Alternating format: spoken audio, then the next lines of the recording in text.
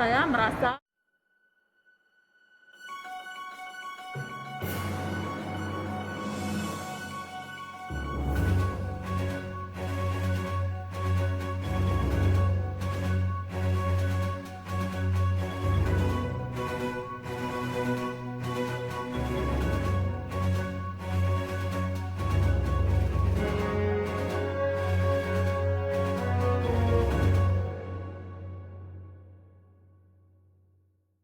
dirugikan oleh Vicky Prasetyo, ya.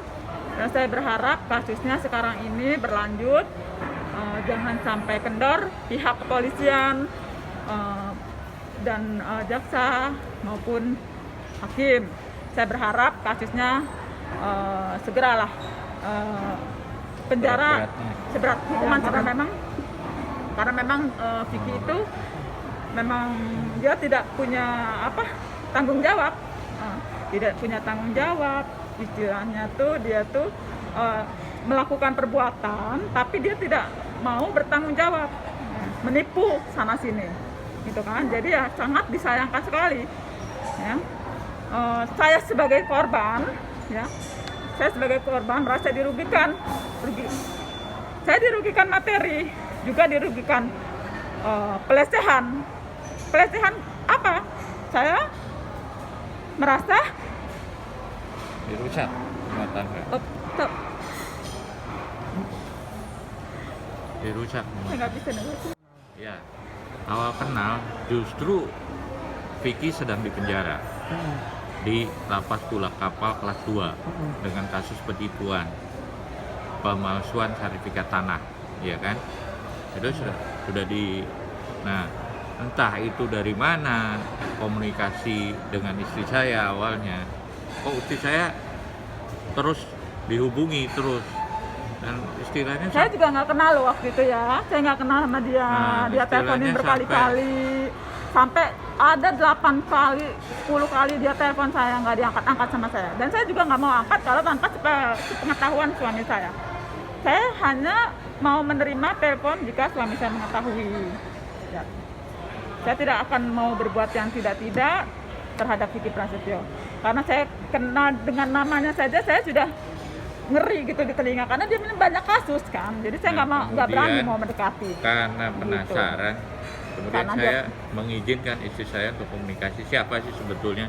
Oh ternyata Vicky Prasetyo. Ya sudah, boleh apa? Dan dia kan sedang di penjara, kata saya tuh. Tanya ke istri. Nah mungkin lama-kelamaan karena panggilan kemanusiaan, istri saya menjenguk ke lapas. Itu dengan suami loh saya menjenguk. Saya diantar. Diantar suami saya. Jadi nah, kemudian salah Vicky kalau menilai saya tidak pengetahuan suami saya. Saya kemana-mana saya selalu dengan suami. Jadi dia tuh memang niatnya menipu, gitu, meminjam memaksa. Kalau tidak diberikan marah. Tapi kalau pertama kali dia membujuk rayu, ya, membujuk rayu, istilahnya dia mengemis, merengek, memohon ke saya. Tolong saya pinjamkan uang 5 juta, tolong, katanya gitu. Katanya gini ya Mas, ya.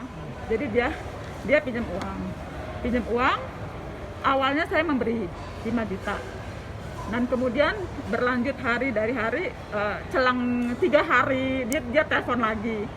Terus kalau dia pelecehannya seperti ini, jadi saya kan memberi dia uang, nanti dia pulang, besok 3 hari kemudian saya disuruh datang lagi. Nanti kalau saya tidak memberi uang, gitu kan ya, itu berlanjut loh ya, dari 5 juta, dari sekian juta, jadi nanti merembetnya tuh ke arah asmara. Oh gitu. Nah, dia membujuknya ke arah asmara, dan itu yang saya tersinggung dari dia, karena saya memang tidak ada punya niatan apa-apa sama dia, tidak ada punya hati apa-apa, karena saya memang terpanggil oleh rasa kemanusiaan aja, ya kan. Sampai akhirnya saya tadinya saya nggak mau datang, dia telepon terus, dia berisik amat sih ini teleponnya. Ya, jadi kayak dikejar hutang gitu saya. Dia meminta pinjaman, dikejar hutang jadinya seolah-olah gitu. Jadi itu yang saya kecewakan dari dia nggak mau mengakui dia diberi pinjaman oleh saya, gitu. Jadi pada saat ditagih pun dia tidak mau mengakui, gitu kan. Jangankan untuk ya minta maaf, ngomong baik-baik lah. Prinsipnya ini kan si Vicky kan sedang menghadapi kasus hukumnya Angel Elga ya.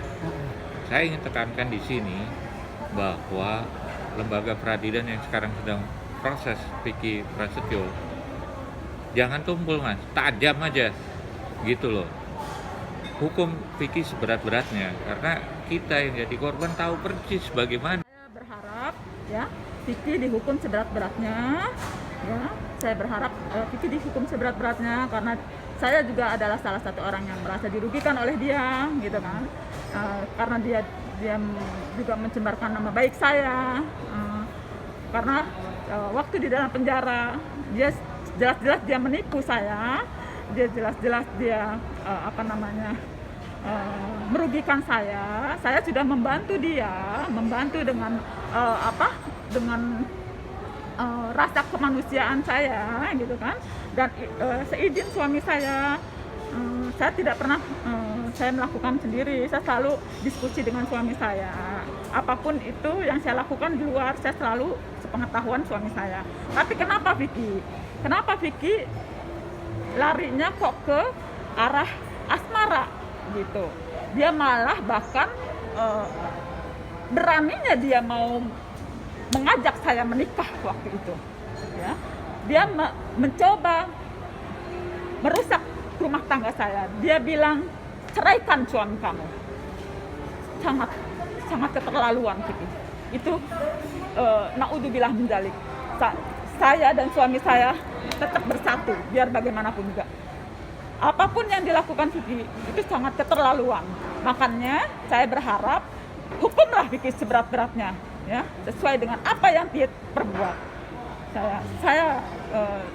Saya memohon kepada hakim, jaksa untuk menghukum Vicky seberat-beratnya karena saya merasa dirugikan dan itu sangat menyakitkan buat saya. Dan saya sangat marah sekali, Mas. Sangat marah sekali. Malah saya pernah melakukan kunjungan ke rumahnya Vicky ya, yang ternyata rumah itu juga palsu. Itu bekas kontrakan. Kita datang loh berdua.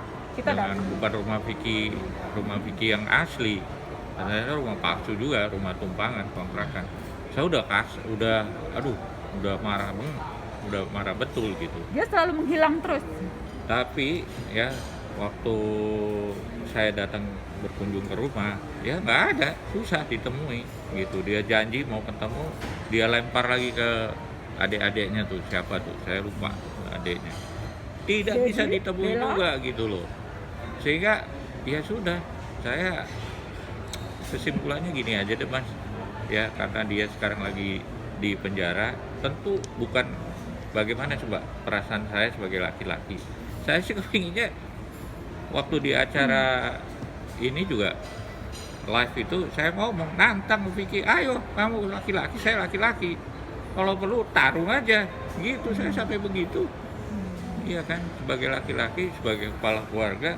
Istri saya dari awal itu memang panggilan kemanusiaan tuh membantu. Suami saya mengetahui semua Iya itu. kan? Jadi saya izinkan tidak begini. mengetahui. Ya sudahlah, kalau dia memang nanti mau mengembalikan uangnya pada saat dia keluar. Tapi faktanya setelah dia keluar boro-boro mengakui hutangnya, dia lari-lari terus, dikejar-kejar sama istri saya. Itu kan korban waktu, pekerjaan dan sebagainya gitu mas. Itu 3 tahun yang lalu ya, 4 tahun yang lalu, 3 tahun yang lalu kejadiannya. Kenapa? 4 tahun, kurang lebih 4 tahun yang lalu. Ketemu terakhir itu adalah pada saat acara nama juga, udah waktu pada jadi saat acara. Kebetulan dia bebas, sebulan setelah dia bebas, saya dan suami saya mendatangi acara Facebooker itu, tapi di luar loh. Kita masih menjaga etika dia bekerja, ya sudah saya di luar. Setelah selesai acara baru kita. Itu karena dia juga susah dihubungi. Karena susah dia dihubungi, dia bohongin, dia mau ketemu di mana gitu. Tapi setelah dia telepon mau ketemu di sini, tapi faktanya enggak, dia nggak berani gitu kan. Karena dia tahu, suami saya memang udah tahu dari awal, jadi dia lebih takut. Saya mewakili perasaan korban, salah satunya kan korban kami, mas ya, untuk melegitimasi kepada para lembaga hukum dalam ini peradilan, baik jaksa maupun kepolisian maupun yang sudah menetapkan Vicky sebagai tersangka dan sudah menentukan pasal, ya seberat-beratnya aja gitu dalam proses persidangan. Nanti diproses lah Vicky seberat-beratnya, karena saya ini mewakili salah satunya. Mudah-mudahan dengan saya tampil, bukan saya mau mencari popularitas ya, tapi ayo yang lain juga Mencari saya keadilan. mencari. Dan kenapa sih di dunia entertainment kok Vicky masih dipakai juga? Dia kan orang begitu, itu loh. Ya. Sehingga kalau misalnya dunia entertainment tidak ada Vicky, profesionalitasnya kan bisa Pesan saya ya itu untuk kan. para artis yang mau mendekati Vicky, hati-hati aja, hati-hati, karena dengan Angel muncul aja saya sudah di layar, di belakang layar juga, aduh Angel jangan-jangan ada apa-apa nih gitu kan. Udah wanti-wanti sama suami juga, karena Korban udah kita banyak. tahu Saya gitu ya, jangan mewakili sampai jadi korban perasaan- selanjutnya. Masa dengan istri sendiri aja seperti mewakili itu. perasaan korban-korban yang pada saat ini belum kita, maksud saya mengendorse Iya. korban-korban yang ayo, bahwa pada saat momentum Vicky ini jangan sungkan-sungkan untuk ya menyerukan, menyuarakan perasaan keadilan kita, Mas, gitu loh. Itu saja sih. Nah, betul itikadnya. Itu kan dia perilakunya begitu, dan kita sudah udah apa ya?